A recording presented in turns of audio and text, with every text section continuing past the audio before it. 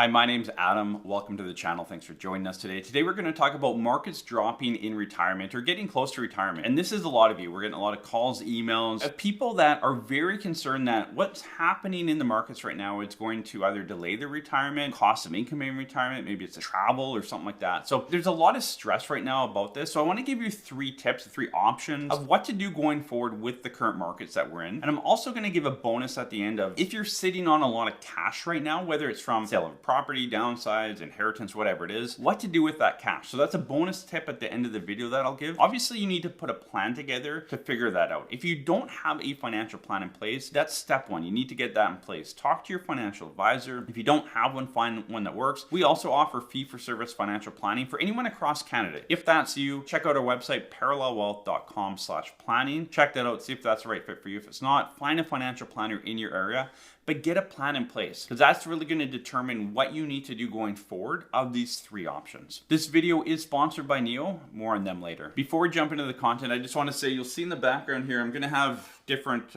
pieces of art. I'll call them art. And this is from my 2-year-old daughter. She gave this to me for Father's Day the other day and has a little footprint. She does this at daycare. So if you're wondering like, Adam, what's with the terrible art in the background?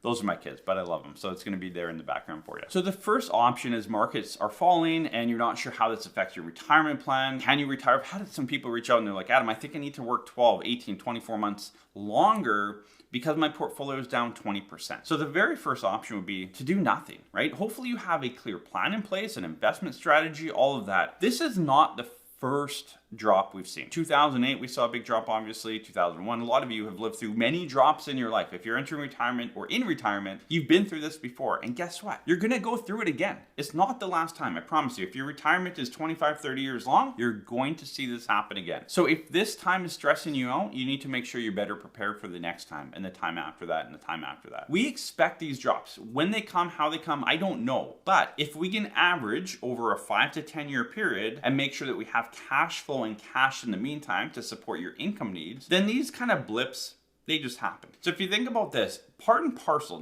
whether you do it specifically or just kind of, on paper in your head, part and parcel into two parts. Part one is investments that I don't need for 24 months. Let those work. If it's down, up, doesn't really matter. Keep that aside. Anything you don't need for 24 months, keep aside. The other 24 months, you need to have ready to go. Whether that's a maturing bond, it's cash, it's dividends coming in. There's different ways to generate cash flow for that. Make sure that that's ready to go. So BCV Asset Management does my investments. When I hit retirement and for our clients, they have dividends coming in, maturing bonds, some cash. They're ready for the cash flow of the client. So we put a plan together. We communicate that plan to BCV so they understand the client cash flow. So that when a client's down, say 10% right now, that's okay. That's money that we don't need for 24 months. We want it to keep working for you because we know long-term it's going to do a lot better than doing nothing with it. Again, I know it's hard to see your investments drop, especially if you're getting close to retirement or in retirement. And the difference between 2008 crash and today's crash is that in 2008, you had many years to make that money back. Right now, your mentality is, look, I'm in retirement or getting close. I don't have those years to make that back. First off, when you retire, you're not pulling all your account out. Hopefully you're not. 99% of you are not pulling your full account. You're pulling a small amount, maybe 5 to 10%. So that's 90% of your account that you're not touching. You still have time. It's probably 10 or 15, maybe even up to 20 years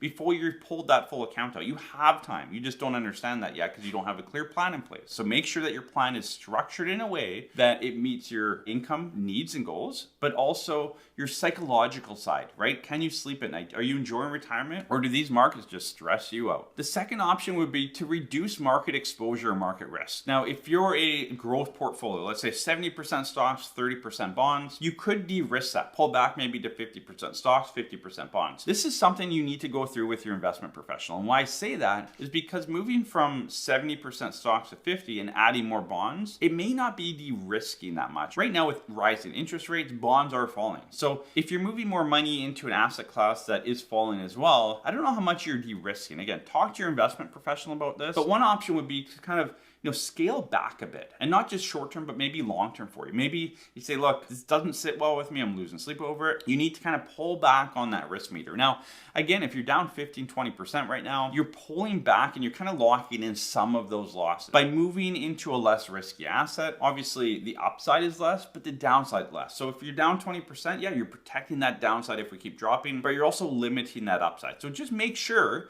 that if you move back or scale back on risk, that the expected return will still meet your income and retirement needs. If it does, maybe that's a great option for you. Before we jump into the third and what I think is the most important option, I want to thank our sponsor Neo, and this is my Neo MasterCard. Neo is a digital alternative to the major financial institutions in Canada, created by the founders of Skip the Dishes, offering a wide variety of financial products. I recently got my hands on the Neo Cashback MasterCard, like I just mentioned, and it has no monthly or annual fees, which I absolutely love. With the Neo Cashback MasterCard, you can get an average of 5% cash back at over 7,000 Neo partners across Canada, like Walmart, Earls, Canadian Tire, and Petro-Canada. The sign-up process was super simple. I signed up online in a few minutes and received my digital card right away, and then got my physical card in the mail about 2 weeks later. This card is available to everyone in Canada and even those in Quebec. I will say this, I get an email every single day from my product, service, someone trying to get their products on our channel. And I've said no to everyone until I said yes to Neo. Now, I got the Neo MasterCard, I tested it out, I use it on a daily basis, and it's a product I believe in. I will never talk about or push a product on this channel that I haven't personally used or believed in. There's no cost to this MasterCard. I signed up in about 2 or 3 minutes, so it was super simple. You get a digital card right away. I got my physical card in the mail shortly after. But what I like about it is that I get up to 5% cash back. In fact, there's a few stores locally here that we shop at all the time, and I get 3.5% cash back, which was way better than the other credit card. So again, I've added this to my wallet along my other credit cards. I have a few credit cards I use for different things, but this one gives me the best cash back right now. And when I get that cash back, I can use it to pay down my MasterCard. I can put it into the Neo high interest savings account. There's options there. So I love this card. If you're interested in signing up for the Neo Cashback MasterCard, you can receive a $50 credit and 15% back, 15% cash back on your first purchase with the link down below. So the third and final option right now is to move to a GIC. And I actually like this option more than I've ever liked it before. And the reason is because rates are so high. If you haven't looked online, let's say for a while, you may be thinking that GIC rates are around 1.5, 1.8, and they were a couple months ago, 3 months ago, they were at 1.5, 1.8. They are now close to 4% on a 1-year GIC, which is quite remarkable. It's a big jump. Obviously, prime rate has jumped, so it makes sense that GIC rates have jumped as well. But if what's happening in the market, what's happening to your portfolio is really bringing a lot of stress to you, what I would recommend then is stress test a GIC. I don't think it's a great option for the majority of you, but for a small handful, it might be a good option. So stress test a GIC at 3-4% to see if it still meets your income needs. There's a lot in that 3.75 to 4% range. These are 1-year locked in GICs, so you cannot cash them out. So if you plan to, you know what, I am losing sleep, I'm just gonna move to a GIC when the markets kind of recover a little bit, I'll get back into the market. You want to make sure you have a cashable GIC, something that you can get out of if need be. So just understand the type of GIC you're getting into. I'm not a big proponent of GICs. Inflation right now just came out the other day, 7.7% last month, very high. So even at 4%, we're losing to inflation. I want my money working a bit better. But again, for a lot of you, if you're losing sleep over this, short term, whatever it is, GIC for some of your money might be a good option. There's the financial side, the psychological side. A GIC, I find, comes in the middle a bit more where it meets that psychological. It's gonna help you sleep at night. You know you're getting a guaranteed rate. Now,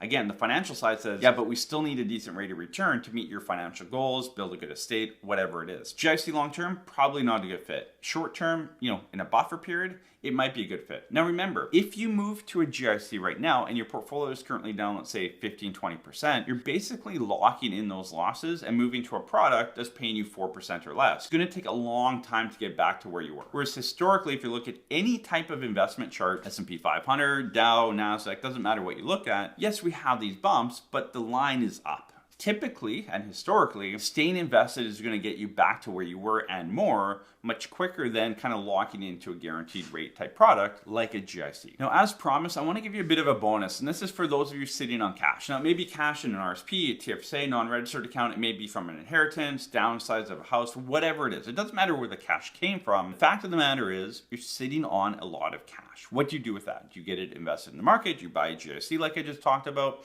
Do you do nothing? So if you do nothing and just sit it in cash, I encourage you to look at high interest savings account. Don't sit it at a major bank at 0.2, 0.3%, which is what a lot of you do. So if you're looking just for something that's liquid, but you want a bit of a better rate, look out there. There are better options. You should be able to get, 1.5%, give or take, 0.1 or 2%. The second option, kind of scaling up risk, will go to a GIC. But remember, you're locking in potentially for a year, a little bit more. I don't know if I'd go more than a 1-year GIC right now, personal opinion. But if you do a 1-year GIC, if it's not cashable, then that means that money's locked up for a year, which may be fine, but just make sure it matches your needs. If you're looking for something like, I want to lock in, but if the markets do, crash a bit more, I want to take advantage of that, then maybe a cashable GIC makes the most sense. If you're planning to get that cash in the market, you need it working for you. Either your plan says we need 6% or 5%, whatever it is, to kind of get that, or you just want to get in the market. You feel like it's a good time. If I was sitting on, say, $500,000 cash, again, I live in Vancouver, downsizing, most people are cashing out $500,000 to a couple $1 million of cash. I wouldn't dump that all at once. I would dollar cost average that in. Again, dollar cost averaging, there's a lot of research out there. It says it doesn't work. It actually makes more sense to just lump your money in at one time and it'll work better for you. Statistically, yes, that shows to be true.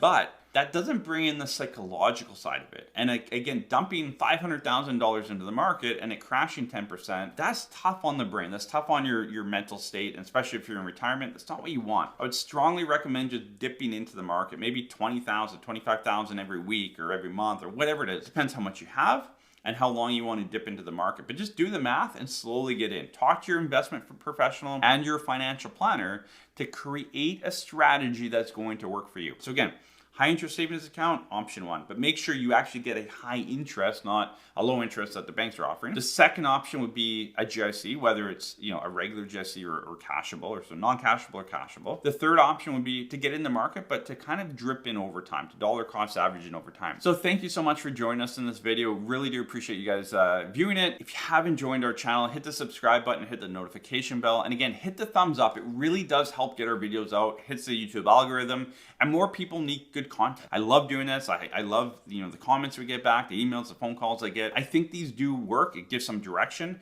and more people need to see these. So hit the thumbs up button, hit subscribe. It really does help our channel and get this content out to more people. So thank you. We'll see you in the next video.